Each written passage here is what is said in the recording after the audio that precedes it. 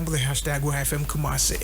So please take it away. Yes, anyway, we're starting off with entertainment story, and I'm sure most of us remember an interview that Okraku had a few days ago, talking about the fact that Abeiku Santana is still using office hours to work on radio and all of those things. Yes. Well, Abeiku Santana has actually responded. Yes, he posted on Facebook yesterday, and then he is saying that he has actually seen the claims that Mark is making, but then he wants to state that he's still actively engaged in radio broadcasting despite his government appointment is entirely false and misleading.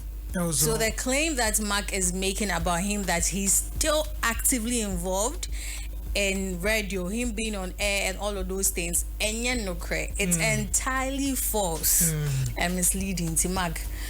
This is all the evidence, but well, so I mean, Okraku actually, in an interview with Kwame Dazi on Joy, right, actually made mention of the fact that he was asking that why is Abeiku Santana still on radio despite being, and he was saying that the media houses are not really doing their job. I'm not talking about it and all that, but well, he says that listen, I've not been active.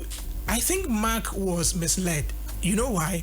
Because Abeiku keeps posting some of the motivational stuff he used to see on radio. Oh, okay. You know, on his radio show, he has segments where he gets to motivate people. So those old recordings, he keeps posting them on IG. Okay. So maybe Mark thought that he was still active. Or maybe he had actually heard him on radio. Because if you check OKFM's pages, it can go as far back as 2 weeks, and the person who's been hosting the show is one Kwame or say something. Maybe maybe he has proof. And he was saying it with such boldness. Even I believed it. That's the way he was saying is like you fool. So I'll do your job. So when I heard that, I was surprised as well. I was like, seriously, because I know Abeiku has been moving up and down. So I went on OKFM's page, and I had to go as far back as that. Maybe he didn't post it on Facebook. No, not his personal thing. I know, that's what I'm the show. Yeah, OKFM streams all, their drive time. And I know the host, the guy who hosts. I just want to support Mark because of the bold, the way. No, but you remember that even when he said it, Kwame Dazi was like, really? Yes.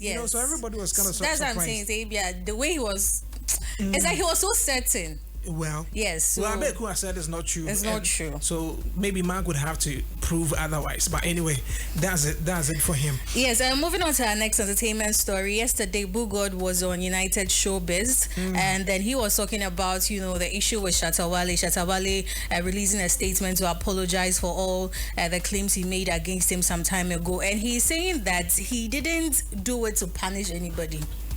His intention was just to clear up his name. Because when the issue came out, it actually affected him and his family in so many ways. Probably people or celebrities or public figures don't talk about lots of things they go through. So there are lots of things that his family went through, and so he just wanted to clear up his name. That indeed this had nothing to do with him. So it wasn't just to punish Shatta, Well, I mean, at the end of the day, the apology is out. And like I said the other time, it was just one of those two released. So the other is for Shatta Wale to pay the legal fees for his lawyers. Yeah, he said it's 100,000. Yeah, and that's been the conversation they've had. Oh, you remember I played Shatta Wale's voice here? That's been the conversation they've had way back. But I'm sure once the apology has come in, then the next will be paying the legal fees of 100,000 Ghana. But listening to him, apology in you. No, but of course. It took a while. So you remember that they had agreed an out-of-court settlement, and then they had presented to the judge. The judge was okay with it.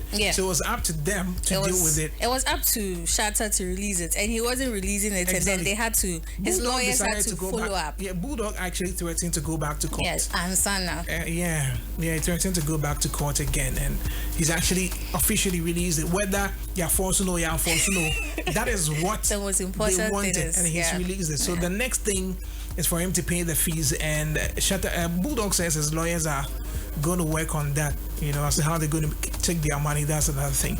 Anyway, on to the next one. Moving on to our next story. I actually thought it was going to start at 8 a.m. or something, but I just saw a video posted by Joy News just a few minutes ago that this demonstration has actually started. What demonstration Yes, is that? today a demonstration is going on. A protest is going on. The Chief Justice one? Yes, with the MPP and other political parties coming together to protest the suspension of the Chief Justice. They are saying, you're politically inclined. I say, kind of not. Hey.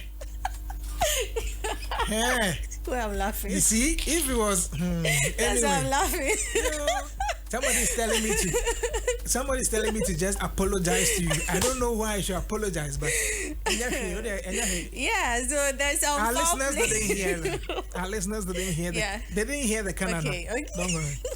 There's some foul play, going on there, and it's politically inclined. So they're actually doing a demonstration to force the government to rescind its decision. That you guys, really, please bring back the Chief Justice. We love her so much. Do you know what my problem with the whole issue is? I think I've stated it on radio before.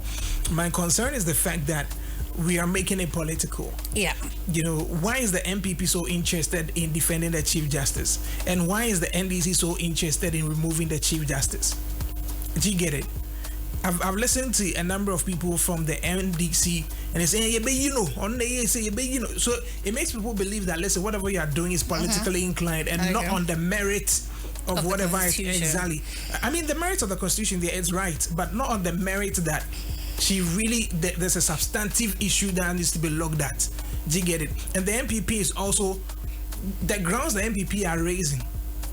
Sorry to say, for me, it doesn't really make sense because you are just saying it's politically motivated. Yeah. But constitutionally, they are following everything right. If they are, then you don't have any point. But for me, the whole politicization of everything in this country is our problem. The MPP sees nothing wrong when they are in power. The NDC sees everything wrong when they are in opposition. And if you are not careful, this will continue forever. Because you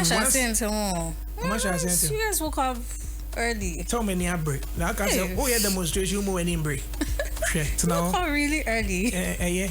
Don't worry. And I'm sure that many people have not even they are not even there yet. Don't worry. Anyway, Alice, the media says, I tried to apologize to Blessing, okay? Okay. Miss Blessing, though, I am sorry. You are not. You will do it again. You want me to release Shatta Wale's kind of statement? You've done this several times. You will do it again and again and again. So you are okay with it. I'm okay with okay soup. You will do something. I'll tell you. Anyway, I don't like it. You will do it again. Doing it right. Okay. Bashir for saying the bus says good morning and while listening from Donzi one says good morning. Atunzu S line. Piggy man says wow, beautiful lady. First time I ever heard you on. Cheddar Hilly says I watch you live inside Cheddar Good Show. Good morning and why good morning to you as well. Tafu1 is also joining us on the show this morning. Is that all we have for the daily trends this morning? But you know that